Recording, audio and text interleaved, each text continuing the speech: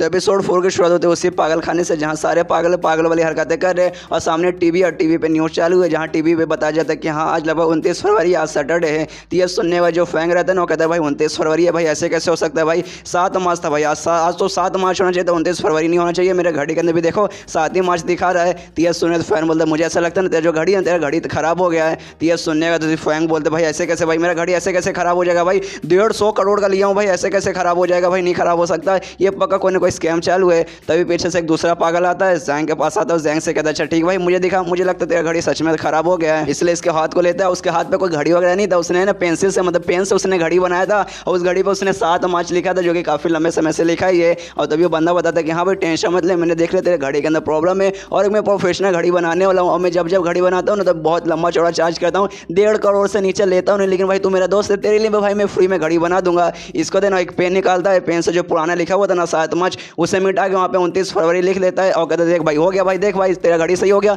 29 फरवरी इसमें लिखा हुआ है। ये देखे बस जैंग भी खुश हो जाता है, कहता है कि हाँ भाई सच में तू कमाल का है, तू सच में कमाल का है। ये सुन तो बंदा बोलता है कि हाँ यार मुझे मालूम है भाई मैं किसी से कम नहीं, मैं सच में कमाल का हूँ। उसके बाद फ्रेंडशिप होता है रात में, इसका जो घड़ी उसने बनाया था ना वो सस्ते पेन से बनाया था जिसके कारण मिट जाता है। ऐसे लगता है अरे भाई उसने मुझे धोखा दिया, उसने मेरा घड़ी सही से नहीं बनाया, उसने मुझे लूट लिया, उसने मुझे स्कैम कर लिया, उसने मुझे पैसे पूरे लूट लिए। अच्छा एक सेकंड, उसने मुझसे पैसे नहीं लिए थे तो भी उसने मुझे लूट लिया, देख भाई पूरा इतना जल्दी घड़ी टूट गया। और तब यहाँ पे ना फैन खाली उसको आराम से देख रहा है और बाजू में ना उसका सिस्टम में से एक काउंटडाउन भी चालू है, मतलब जैसे वो काउंटडाउन खत्म होगा ना कुछ कमाल का चीज़ होने वाला है और क्या होगा हमें आगे मालूम चलेगा। और तभी जो फैन है ना कोका का पैकेट लाता है देता है जांग को, लेता है कि हाँ भाई ये पी ले भाई, ये पिएगा तो तेरा भी मन शांत हो जाएगा, तो भी निकालता वो भी पीने लगता है, ये दोनों साथ में पीते हैं। जहाँ पे शांग बोलता है हाँ भाई कितना कमाल का भाई, कितना अच्छा लग रहा है। और तभी फैन बोलता है कि हाँ भाई मैं एक लड़के के बारे में बताता हूँ ना जो कि मेरे मन में हमेशा बात करती है और फिर से मुझसे कुछ बात करी थी, कुछ बोलना चाहती थी। तो ये सुनने के बाद जांग कहते कि हाँ भाई क्या बोलना चाहती थी मुझे भी बता। और यहाँ पे सच में उसके दिमाग में कोई लड़की नहीं बोल रही थी, उसका जो सिस्टम है ना उसके सिस्टम में सब आ जाता है और इसको ऐसा लगता है कि हाँ भाई कोई लड़की बोल रही है। और तब अचानक से जो काउंटडाउन था ना जो कि इससे पहले 5 था वो अब 0 हो चुका है, मतलब इसका काउंटडाउन खत्म हो चुका है। और तभी फिर से जो आसपास का टाइम रहता है ना पूरा टाइम रुक जाता है, उसके सिस्टम में सब आ जाता है कि हाँ जो काउंटडाउन है ना पूरा हो चुका है, जिसके बाद से आप टाइम भी रोक सकते हैं और फिलहाल का टाइम रुक गया है। और इसके बाद से आप किसी भी एक इमेजिन दुनिया में जा सकते हैं, मतलब एक दूसरी दुनिया रहेगी, एक दूसरा यूनिवर्स रहेगा जहाँ आप किसी का बॉडी के अंदर जा सकते हैं। और उसके अंदर जाने के बाद है ना आपको एक मिशन दिया जाएगा, वो मिशन पूरा करेंगे तो अब आप अपनी नॉर्मल दुनिया में वापस आ जाएंगे और जो टाइम यहाँ पे रुका है ना वो टाइम पहले जैसा कंटिन्यू हो जाएगा। लेकिन सबसे पहले ना उसके लिए आपको मिशन करना पड़ेगा उस दूसरी दुनिया में। और फिलहाल के लिए आपको भी एक मिशन में भेजा जा रहा है जिसमें आप दूसरे बंदे की बॉडी में रहेंगे जिसका नाम रहेगा यांग, जिसका नाम है चेन यान, जिसको है ना स्कूल में बच्चे परेशान कर दे। तुम्हारा मिशन ये है ना किसी तरीके से जो बच्चे उसे परेशान कर देना उसको परेशान करना बंद कर दे। इतना बोलने वाला ना जो उसके बाद जो मतलब जो अपना मेन कैरेक्टर फैंग वो ट्रांसफॉर्म होकर ना एक दूसरे बंदे के बॉडी में चल जाता है और किसी ने भी बल्कि उसी बंदे के बॉडी में जाता है जिसका नाम है चेन यान और दूसरे यूनिवर्स में जाता है। जैसे आता है ना वो नोटिस करता है बाप रे मैं किसी और का बॉडी में आ गया, और जो सामने ऐनक में देखता है बाप रे मैं जिसका बॉडी के अंदर आया हूँ ना वो कोई लड़का नहीं बल्कि वो ना एक लड़की है। तो सोचता है कि हाँ भाई पैंट में हाथ डाल के देख लेता हूँ लड़का या लड़की है, तो अपने पैंट में हाथ डाल के देखने लगता है कि हाँ लड़का क्या लड़की है। तभी उस लड़के का मतलब जिस बंदे के अंदर शरीर के अंदर आया ना उसकी माँ आती है और कहते हैं कि हाँ यांग यांग मेरे बेटे तो कैसा है, तेरे लिए मैं खाना लेकर आई हूँ। लेकिन तभी देखते हैं उसका बेटा ना उसका हाथ पैंट के अंदर है, इसको दरवाजा बंद कर लेते हो, कहते कि नहीं बेटे मैंने कुछ भी नहीं देखा, वहाँ से भाग जाती है। यहाँ पे फैंग उसके पैंट में जैसे हाथ डालता है ना मालूम चलता है ये कोई लड़की नहीं है बल्कि लड़का है, क्योंकि है ना सामान इसका नीचे लटक रहा है। और सोचता भाई लड़का पागल है क्या, सच में क्या पागल है, ये तो मुझसे भी बहुत बड़ा पागल समझ आ रहा है क्योंकि भाई यार लड़कियों वाले इसने कपड़े पहने ऊपर से लड़कियों जैसा दिखता है। अरे भाई लड़का तो भाई खुलेआम रहो, लड़के जैसा बन के रहो। उसका तो चेंग यान के माँ के पास जाता है खाना वगैरह खाने के लिए, फिलहाल के ना चेंग यान के बॉडी के अंदर है तो उसकी माँ को भी लगता है कि हाँ भाई ये मेरा ही बेटा है, इसके बॉडी में कोई नहीं है, तो आराम से बैठ के खाना वगैरह खा रहे। उसकी माँ ना बार बार कहती है हाँ यांग यांग तुम मेरे बेटे, तुम कितने कमाल के, तुम कितने प्यारे हो, इतने प्यारे हो ना कि सारे के सारे बच्चे तुम्हारे साथ खेलने के लिए आते हैं, लेकिन तुम्हें वो सब पे ध्यान नहीं देना, तुम्हारा हाई स्कूल नया चालू होने इसलिए तुम्हें पढ़ाई पर ध्यान देना चाहिए। वो सारे बदमाश बच्चे उनके साथ मत रहो, देखो मैं तुम्हारे लिए ढेर सारा खाना बनाया है, देखो दूध भी है, दूध के अलावा ना मीट भी है, मुझे ढेर सारा यहाँ पे खाना वगैरह है। और तभी जो मतलब रहता है ना फैन जो अभी चेंग यान के बॉडी में और जितना भी खाना है ना सबको एक ही कटोरे में मिला देता है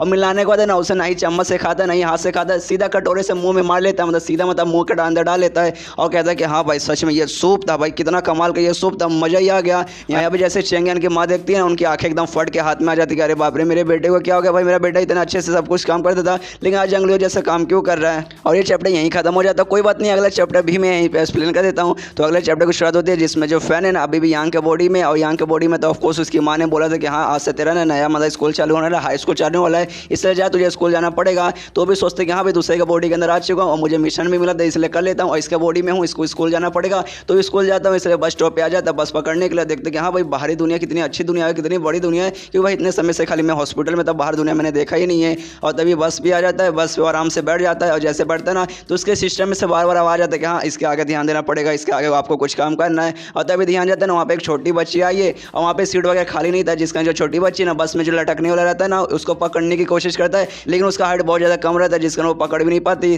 तभी जो फैन रहता है ना अपनी सीट से उठ जाता है, उस छोटी बच्ची को बैठा देता है। ये सुनने मतलब ये देखने होता है ना छोटी बच्ची भी ना उसका शुक्रिया करती है, कहता है कि हाँ भैया आपका शुक्रिया, आपने मेरी बहुत अच्छे से मदद की। तभी उस बस में ना गुलाबी बाल वाला एक लड़का भी चढ़ता है जिसका नाम है ना हाउ है, और ये इसका जो चैन यान था ना ये उसी का दोस्त था। और देखते जो चैन यान है ना उसने अपना सिर एक दूसरी बच्ची को दिया है, जिसके बाद ना चैन यान के पास आता है और उससे कहता है साले चैन यान मैं तुझसे क्या बोला था हमेशा मेरे लिए एक सीट बुक करके रखना, जैसे मैं बस पे चढ़ूंगा मेरे लिए सीट खाली कर देना, लेकिन तूने आज मेरा सीट किसी और को दे दिया। अरे भाई मुझे ऐसा क्यों लगता है तुझे मार खाना, भाई भूल गया तुझे कैसे हमेशा मारते, तुझे कैसे परेशान कर देते। और यही वो बच्चा जो हमेशा ना चैन यान को परेशान करता था। और लेकिन यहाँ पे ना इस बार तो चैन यान है ही नहीं, इस और फैन है, फैन को कोई फर्क ही नहीं पड़ता, ये कुछ भी बोले जा रहा है, ये खाली आराम से सुने जा रहा है और इसी घूर के खाली देखे जा रहा है उस बंदे को। तो यहाँ पे वो हाउ भी सोचता है भाई इसको क्या हो गया, भाई हमेशा तो इसकी फटती थी जब इससे मैं बात कर देता, लेकिन आज भाई इसको मतलब ये मुझे ऐसा घूर घूर के क्यों देख रहा है। और तब जो लड़का रहता है ना सीधे फैन का गला पकड़ लेता है, कहता साले तेरी हिम्मत, तुम मुझे घूर के देख रहा है ऐसे कैसे, भाई आंखें नीचे कर। और तभी उस बस के अंदर एक दूसरा आदमी चढ़ता है जिसके शरीर पे पूरा खून लगा था और ड्राइवर को चिल्ला चिल्ला के बोलते कि हाँ गाड़ी मत रोको, गाड़ी बढ़ाओ, मतलब मेरे पीछे एक पागल इंसान पड़ा है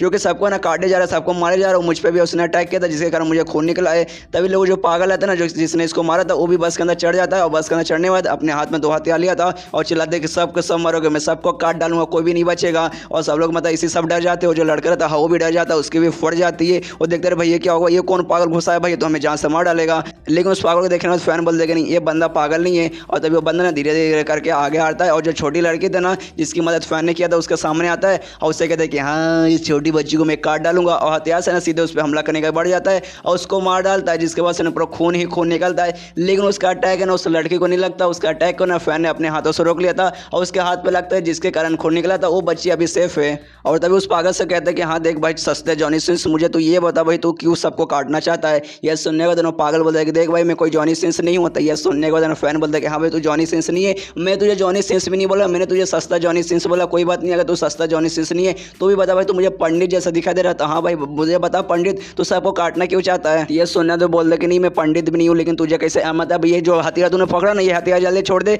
इसको छोड़ दे। लेकिन वो बोल दे कि नहीं भाई मैं नहीं छोड़ूंगा, मुझे सच सच बता पंडित तू सबको काट क्यों रहा है। और उसके हथियार को ऐसे पकड़े जा रहा है, फैन के हाथ से पूरा खून निकल रहा है। बस वाले सारे बंदे, वो छोटी लड़की, वो लड़का सब देख रहे, वो लोग भी हैरान हो रहे हैं भाई इसको क्या हो गया, भाई ये मतलब उसका हथियार को ऐसा कैसे पकड़ा है, उसका पूरा हाथ कट जाएगा। लेकिन उसका हथियार को छोड़ने का नाम ही नहीं लेता और उसे पागल के हाथ से ना उसका हथियार छीन लेता है। और छीनने के बाद जो बंदा रहता है ना टकला बंदा जो पागल, वो भी हैरान हो जाता है, सोचता है भाई ऐसे कैसे, भाई तू ऐसे कैसे कर सकता है, तुझे चोट नहीं लगता क्या, तू पागल है क्या। यहाँ पे मतलब जो बंदा सच में पगलाया नहीं, वो शायद नाटक करे फिर क्या करे, वो हमें अगले एपिसोड में मालूम चलेगा। और यहाँ पे मतलब फैन उससे कहता है कि हाँ भाई मुझे अब सवाल का जवाब दे, तू सबको काट क्यों रहा है, तू सबको मार क्यों रहा है। और ये चैप्टर यहीं पे खत्म हो जाता है। तो मिलता है अगले किसी वीडियो में, जब तक के लिए बाय बाय।